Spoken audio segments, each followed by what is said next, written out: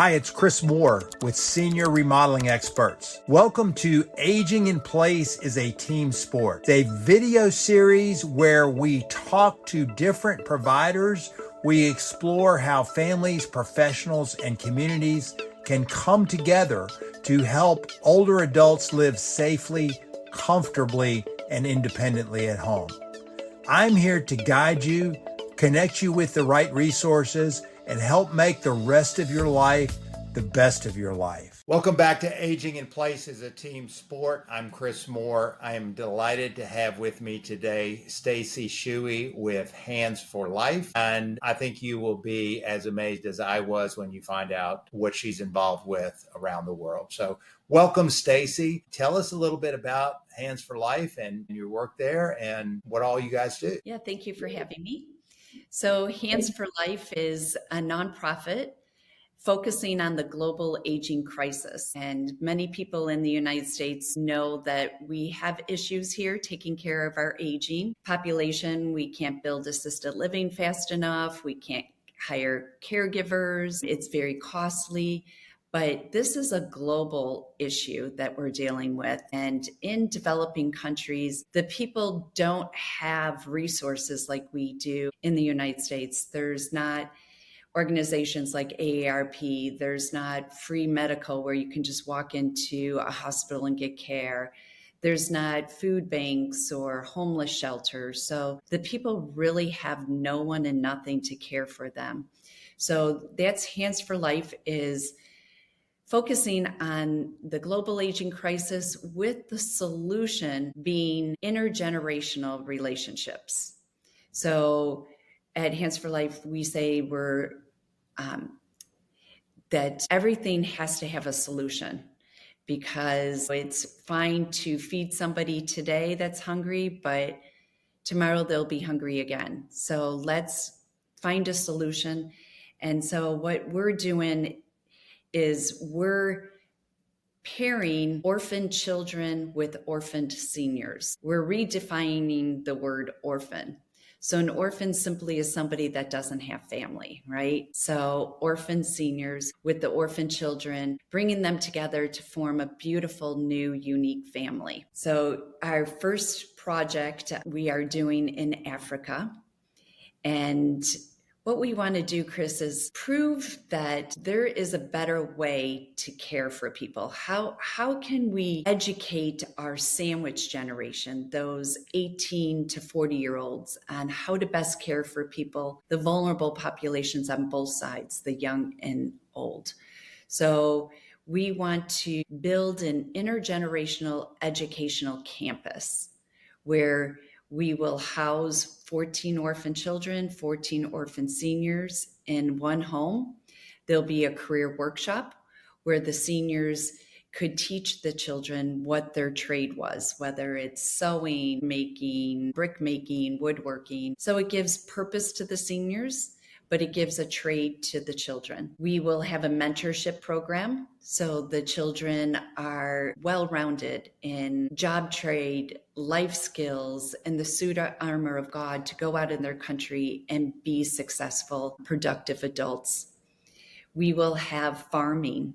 There'll be an aquaponic farm. There'll be a bee farm, a tree farm, and a permaculture farm.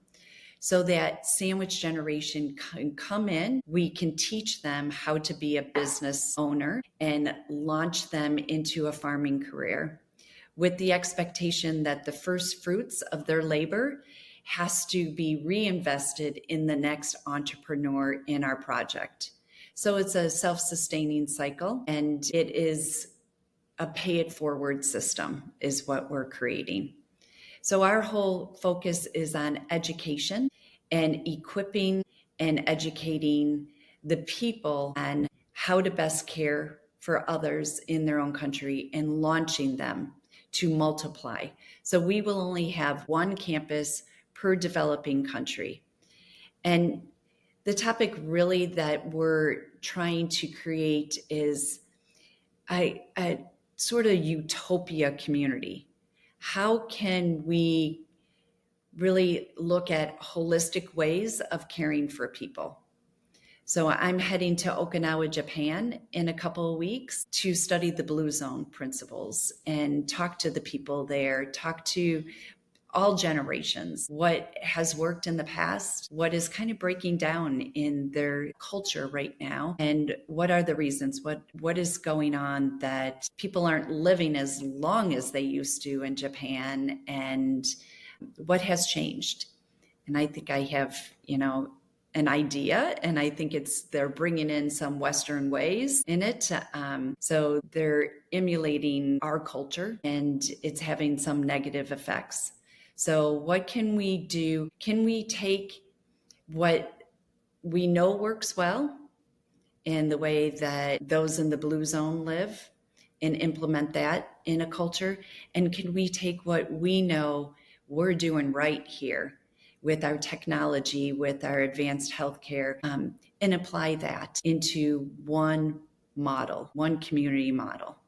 And so we want to do that in developing countries because there's no regulation. So we can try things out, prove our hypothesis, and then bring it back to the States and say, hey, look, this works. Let's try change our culture into thinking more like implementing some stuff that we did in the East, where family was really important, where generations took care of each other during all seasons of life. Wow, that's really great. One of the things that I'm, in my studies is in studying multi-generational living and how in historical America that multi-generational living model was rooted in the land. It was rooted in agriculture, so that in a farming community, when you have a farm, and then in a farm, the more children you have, the more farm hands you have. And so, large families were the norm. And then typically at least one or more of those children would decide to stay on the farm and carry on the family farm. And then the older generation, as they aged, would remain in the household and would be a source of knowledge and a source of wisdom and understanding and being able to, explain farming methods and life wisdom and all that to the younger generation. And then eventually the next generation would inherit the farm and, life would continue in that way. But as we became a more industrialized society and we moved away from agricultural roots, then, people became more dispersed. And oftentimes, the older generation did not have any family living nearby. And then all of the senior living came about. So that's kind of in a nutshell how we got to where we are. But in the last few decades, we're seeing a resurgence of multi-generational living, mostly for economic and caregiving reasons. And what I'm hoping is that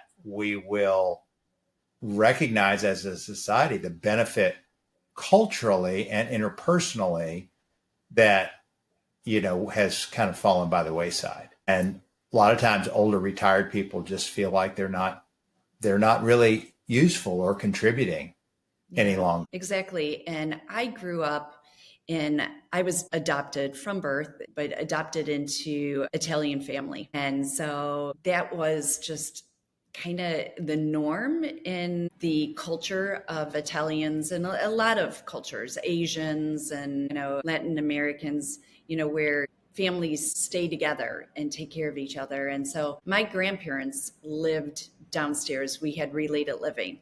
So they had their own little house downstairs, 2 bedrooms, kitchen. And it was wonderful experience growing up, having my grandparents who lived through the Depression. So they really shaped who I am today. And to this day, I have to wash out my Ziploc baggies. I can't leave running water, turn off all the lights.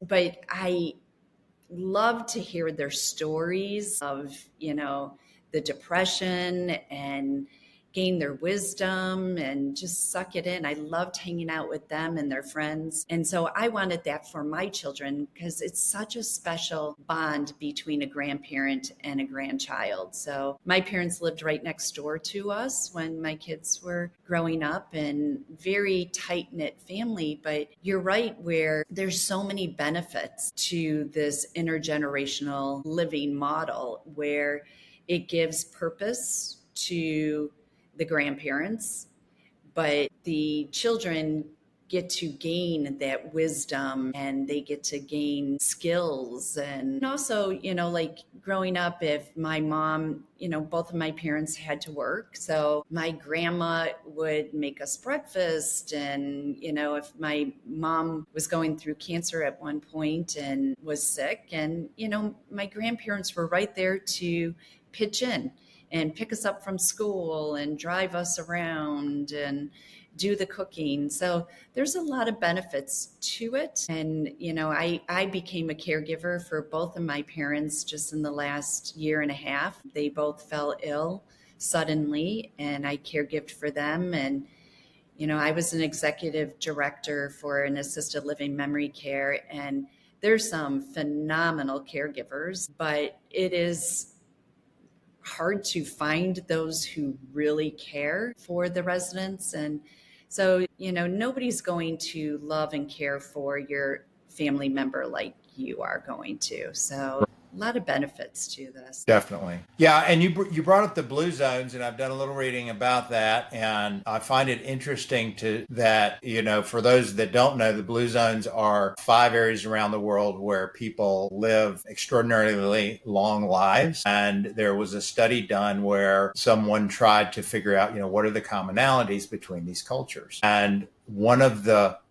primary commonalities was the sense of community and the sense of belonging, and how much social interaction people had with one another, how closely knit their communities were. And they were also physically active agricultural communities for the most part. And people did a lot of walking, and their diets were particularly healthy and some other things. But the fact that their elders were held in high esteem and they were revered and looked at as the sources of wisdom, the source of knowledge, the person that the society would go to for answers. And I think that has a big bearing on how long people live, because in our society, we tend to view seniors as a burden on society rather than as an important and valuable contributor. And I think that has a lowering effect on our lifespan. I read a stat recently that is very sobering. It's that the United States, with all of its technology and all of its advancement and all of its wealth, is number 48 in the world in longevity. And they're number 72 in the world in health span, which is the number of years we live when we're healthy and able to move around and function. And yet we spend more money than any other country in the world on healthcare. So clearly throwing money at the problem is not the answer. Don't you think like the answer, I think it's very simple. Let's get to God's original intention of how we are supposed to live. We're supposed to live in community. We're supposed to eat, not processed foods. We're supposed to eat whole foods that aren't sprayed with chemicals. We're supposed to keep natural movement. We're not made to sit in front of the computer all day and then go run on a treadmill for an hour. In these blue zones, they're just keep moving. So they're walking stairs. They're taking the stairs instead of escalators. They're, mixing their bowl with their spoon and not electric beaters. Just how much natural movement can you incorporate in your day? Can you walk instead of driving down the street? I know for us, my husband will be like, we're going to a restaurant, half a mile away and we're driving there. Why are we not walking? So can we incorporate a more basic way of living, go back to basics?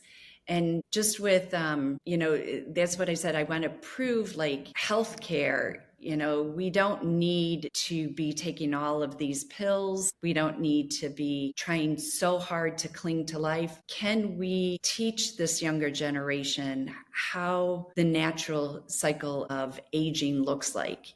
And not trying so hard to beat it, because, nobody wants longevity without good health, right? But we all want longevity. So it's a balance. You have to have that health span and lifespan. So how do we create that good health and long life?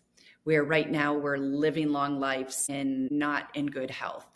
So let's shift that way of thinking. Let's start to focus on balance. Yeah. And I think purpose is a huge part of that. People have to have a reason to get up in the morning. I think it's in our nature to create things, to connect with other people, and to contribute to society. And if we're not in some way doing those three things, we feel like something's missing. And I think that the way that our society views retirement, people work for 40 years, oftentimes doing a job that they don't like, with the idea that one of these days I'm going to retire and then I'm going to put my feet up and just do nothing. Yeah. And after a few days of your putting your feet up and doing nothing, you start to feel like, well, this is boring. Yeah. Right? Why am I What's today? what is my purpose? What am I contributing? And I worked all this time to do this. And so I think having purpose, having a whatever that purpose is, whatever your hopes and dreams are. One of the things I'm trying to do with Age Out Loud is encourage people, what is that thing you've all your life wanted to do, but maybe you didn't think you could? Maybe it's time to dream outrageously. Maybe it's time to step out in faith and do the thing that you never really thought you could do, but you always desired to. The River Jordan didn't dry up until the children of Israel stuck their toe in the water. So much for so many people of all ages, but particularly older people, you've got to step out in faith. You've got to take the plunge and say, I'm going to do this. And it sounds like that's what you've done with your Hands for Life. What's the genesis story? How did Hands for Life? Yeah, it's right on topic here, because I was in the hospitality industry for my career, and that is my gift, is hospitality. I love serving others. That's what God has given me as a gift. But so we lived in Illinois, sold our business, my hospitality business, and was moving down to Florida because my daughter decided to go to University of Tampa. And we said, well, we want to get out of the cold. We want to get out of Chicago. And she's like, no, you can't follow me. I'm trying to get rid of you people. So we said, okay, we'll go to Jacksonville. You're over in Tampa. But then I'm like, what am I going to do for a job? Because I don't want to start a business. And so I'm like, I want a job where I'm making a difference every day in somebody's life. I'm, 50 years old now, and I need that important job. And so my mom encouraged me. She's like, well, why don't you go run an assisted living? It's like running a hotel, and you love, old people. I'm like, yes, I would love to do that.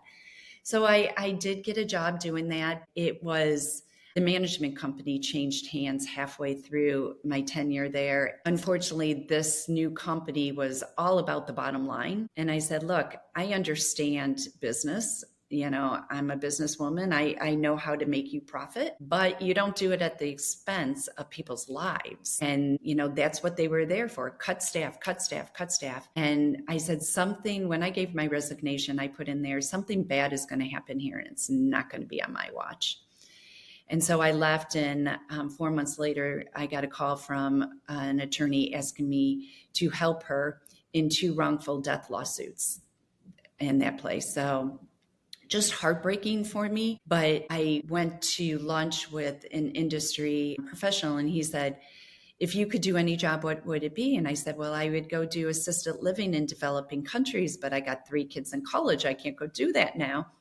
And he's like, go start that on your own. So I said, oh, never thought about that. So I took 2 months to write up a business plan and go in prayer.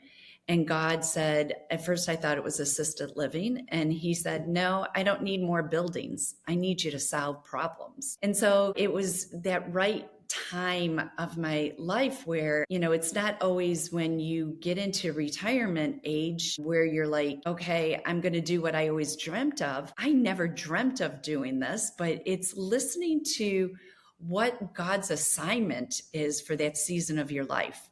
And there's a difference between a calling and an assignment. My calling is to serve others. That's my gift, hospitality. But my assignment is different during different seasons of my life. I was a mom for a season. So I served my children and, poured into them. And now it's serving the least of God's people. And so, sometimes I was sitting in church and I said, here I am, God, use me. And I didn't know what that looked like. And then he put Hands for Life into my lap. And he has grown it into this beautiful organization, which I could never have come up with. And our business model, just by focusing on caring for the aging population, it has 14 out of the 17 UN Sustainable Development Goals. We hit 14 of them. And it's just incredible how God can weave in, his plan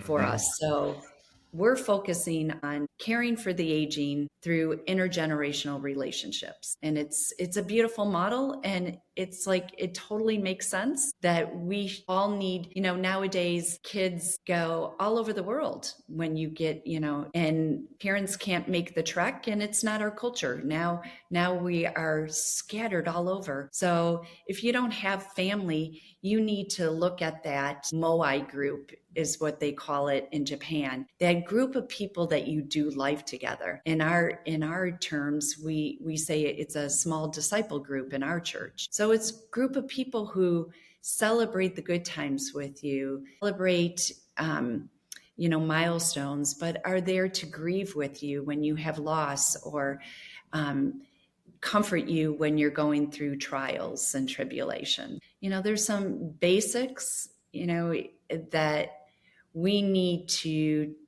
focus back on in our culture and teach that to the younger generation. And that's what we're trying to do at Hands for Life. We're trying to teach the circle of life. Your elders helped you into this world and form you and care for you. We need to help our elders out of this world and care for them in their last season. A world where generations care for each other during all seasons of life is what we're trying to accomplish. Yeah, I love that. So you have the project going in Africa, which is your initial, or right? Yeah, it's our prototype campus that we're trying to build. We have community outreach going right now. We have 17 grandparents in our Hands for Life family and 4 grandkids. And we have a sponsorship program, $39 a month. You can sponsor a grandparent. You can help them we buy supplements. We give them surgeries, assisted, walkers, wheelchairs, or help put a new roof on their hut. The children, we send them to school and give them clothes and healthcare, that type of thing. But our community outreach, we also have where we share the gospel. So we say our first mission is the Great Commission, even though,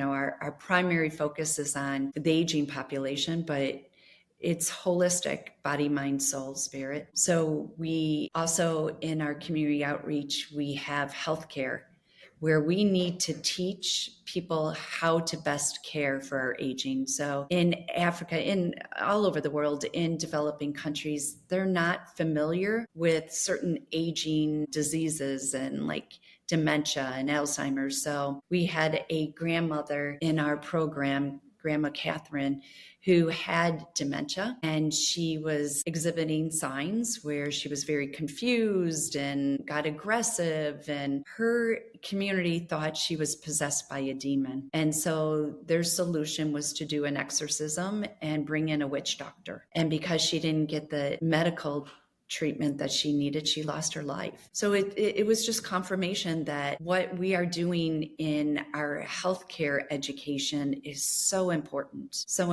to teach people on the basics of healthy eating, the basics of how to do a proper transfer.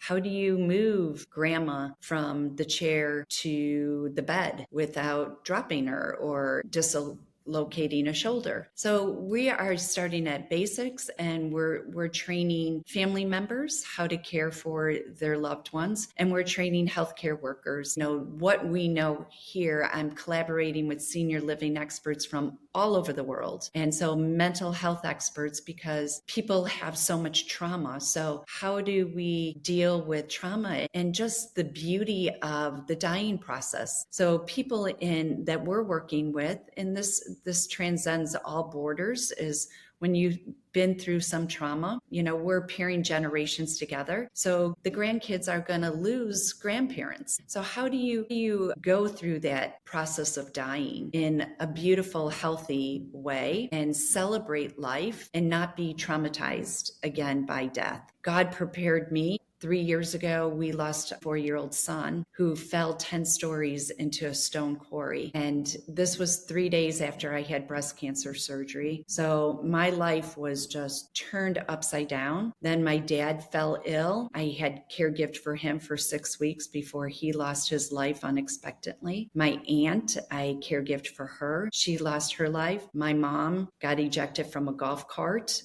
broke her femur, 2 surgeries on that, an infection, took root in her spine, 3 more surgeries. She finally lost her life from the infection. And then my mother-in-law passed as well. So we lost 5 loved ones within 22 months' time. And so the lessons I learned from that, Chris, were a couple: that you don't go through that kind of trauma and trials. I didn't have time to grieve for one loss. I was thrown into the next, trial. It's only through knowing God, and you have a decision. You either run to Jesus or you get angry. And so our family chose, and it's a choice. Every day you get up and you choose to lean in to the word of God and to his promises. And we experienced that unexplainable joy and peace only God can give you. And the other lesson that I learned was, if you focus on yourself and your woes, like, oh, look at me, how sad. I'm so miserable because of all that I'm going through. That is going to put you into a spiral, downward spiral of, depression. And then you're going to need drugs, and many people turn to alcohol. And so I focused on, there's always somebody in the world that has it worse off than you, always. So let's focus on serving others. Take your attention off of your woes and go help somebody else, because that's where joy comes from, is, that giving to others, you get so much more in return. Yes. So that's what I did. And that's my testimony, that those are the ways that I got through the last 3 years. Well, I'd like to key in on what you said about it being a choice, how we process our pain and our suffering. And in the final analysis, that's the only choice we have. We don't control what happens to us. We don't control when our loved ones are taken away. We would go back and erase that if we could in a heartbeat. We would give everything we owned to get those precious lives back. But we don't have that choice. But we do have the choice of how we're going to react, how we're going to process the pain and the suffering. And I've come to believe that suffering is actually a gift, because it's only in the suffering that we find out what kind of faith we have. It's only in the suffering, when we're up against something that we have no way to process and no way to control and no way to deal with, that we discover the bountiful and wonderful grace of God. And it's only people who have been through that understand. July 31st of 2002, my wife, Barbara, of 33 years, died of lung cancer. And when she died, there was such a peace in that ICU room, and she had a big smile on her face. But she was 55 years old. And in the days and weeks and months that followed that, why? 55 years old? That's way too young. What's my purpose now? What do I do now? What am I, And then it came to me one day that when we first got married, when she was 22, she got sick with encephalitis. And she lost her vision. She had seizures. They put her in a hospital room with a quarantine sign on the door, and the doctors in white coats would stand around and whisper, and they didn't tell me for 3 days what was going on with her. We had just gotten married in October, and this was in January. And she told me later that she she didn't know who I was. She said, I knew I liked you, but I couldn't figure out who you were. Encephalitis, 90% of people who have encephalitis die. Yeah. And 90% of people who don't die lose all their short-term memory. All she knew who Jesus was. She knew who her three boys were. And that was it. And she was laying in that hospital room praying. And at this point, she didn't have speech. Her mind there was no speech. It was all in the spirit. But she's praying, Jesus, if you will let me live, I will teach my boys about you. Love that. And at that moment, she felt the Holy Spirit come down over her bed like a quilt. And the next day, she started getting better. It was not an instantaneous healing. It was months of hard work. But it occurred to me in that moment that if someone had told me at that time, she's not going to die, she's going to live 33 more years and bear you 3 more children, I would have been ecstatic. And so that was where my choice came. I had the choice to be ecstatic that she didn't die at 22 and we had 33 years together, or to be angry and bitter and upset and dejected because she died. Only had 55 years. Only. Yeah. Right. Yeah. And so it's that perspective and that revelation in that moment is what helped me get through that, because I recognized that my perspective would change my experience. And I think that's very true in aging too, because if you have the perspective that I'm old and I've outlived my usefulness and I'm not any good to anybody and I might as well just die, then you're going to it's going to be terrible. Yeah. The perspective is God has blessed me to live a long life and I'm here and I have all these decades of experience and I'm going to find a way to contribute and I'm going to find a way to make someone else's experience of life a little bit better. I learned that, we have a good father, and when he has been so good in giving me eyes to see and ears to hear the whys, because, we all ask why, why did you take my 24-year-old son? But I can look now and I see and I know and I recognize the whys, because if you have that relationship with him, he's going to answer your questions, right? He will give you his ways are so much bigger and far greater than we could ever comprehend, but he will give you glimpses and answers to give you peace. And I remember it was 3 days after Alex died. Every time I closed my eyes, all I saw was step fall, step fall, step fall, step fall.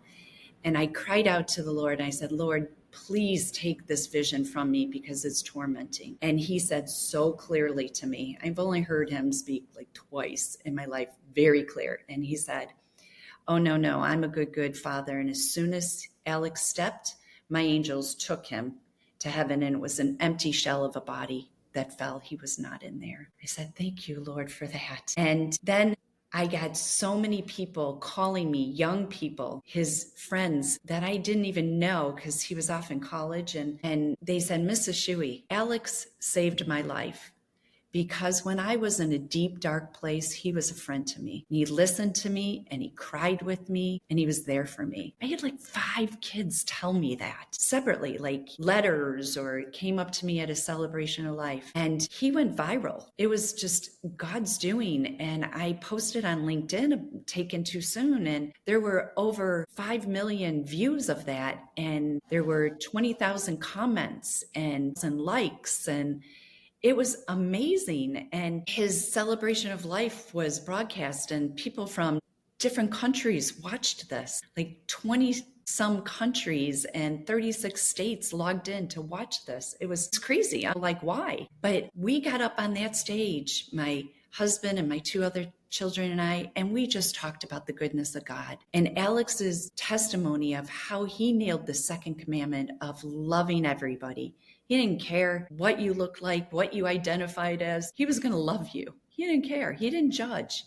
And so on my parents' deathbed, they walked through this life journey with faith. And so when they were both on their deathbed, they received Jesus. And so now I can see that God is using Alex from the other side far more than he would be able to do here on this earth. I know he's in heaven. I wouldn't want him back. If God said you can have him back, I'd be, that would be so selfish, right? No, you're in heaven.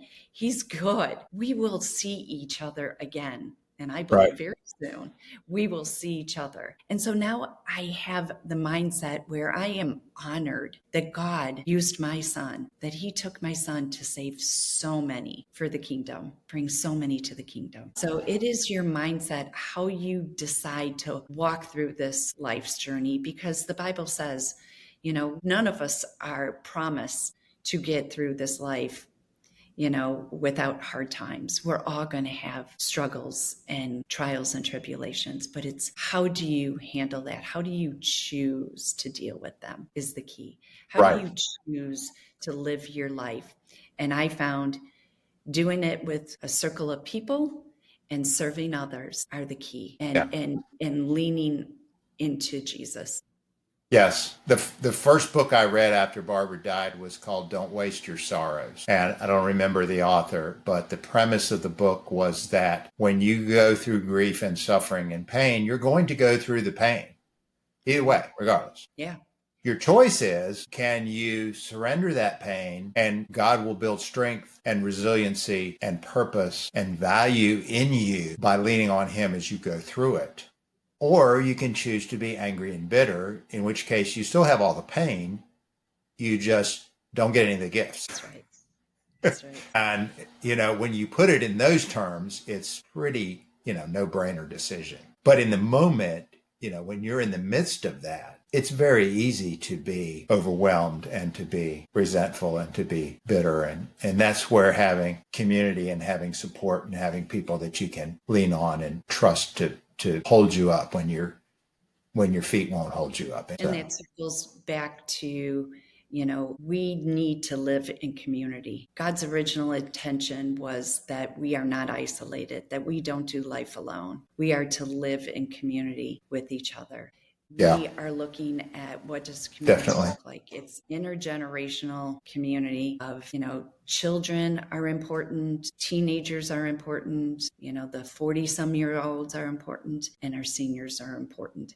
And they all have value to each other. Absolutely. Yeah. I mean, really, if you think about it, this whole, generation, there's the boomers and there's the, Gen X and there's the millennials. And I mean, that's all kind of arbitrary and constructed because we're all people. We're all individuals. We all have a different perspective on life. All the people that were born in the same year are no more all the same than all the people that were born in the same town are all the same. It's, we're all individuals. And I think that's important to remember as those forces which try to segment society and, pit one group against another in all kinds of different ways,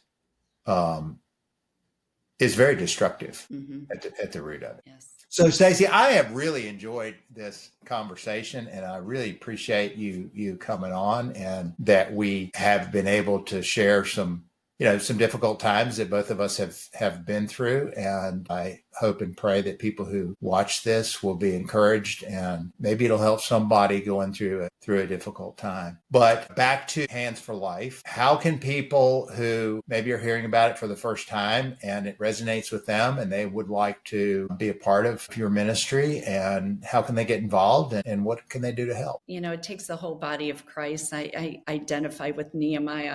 I'm just the cupbearer. How am I supposed to do this, Lord? So I do need everybody to come alongside for this journey. We have the sponsorship program that you can go to our website and look at all the different people, see who tugs at your heart. You can sponsor a grandparent or grandchild. We are trying to connect with churches to form partnerships with churches where they will become a partner and their congregation could go on mission trips with us to go love on our Hands for Life family members in Africa. We are doing worship nights where our pastor and our team will come to a church and do a worship teaching, preaching night. We do that. If you're local in the Florida, Tampa, Clearwater, St. Pete area, we have clothing drives that we do where we put bins, Hands for Life clothing donation bins in parking lots. and take donations that way. We're looking for corporate sponsors and individual sponsors who can do monthly giving so we can fund our ministry work. There's so many ways. Looking for volunteers, even just to write thank you notes and to, help us connect our donors to our Hands for Life family in Africa. So there's lots of different ways. We're planning a couple of mission trips for next year right now. So our website the organization is Hands and then a space, the number 4 and life. So for life is all like one word. And the website is the number 4, lworld.org. And we're all right, and we'll make sure we'll put that in the description below the video. But thank you again for taking the time and for being on Aging in Place as a team sport. The whole point that I think that of the broadcast is that, in order for us to live, we need each other. We need different providers providing different services. We need community. We need family. We need friends. And the more of that we can do, the more rich life we are likely to live and make an impact on others. So thanks again for being here. And I really wish you all the best and hope to be hearing about your successes as time goes on. Thank you for having me, Chris. All right. You're welcome.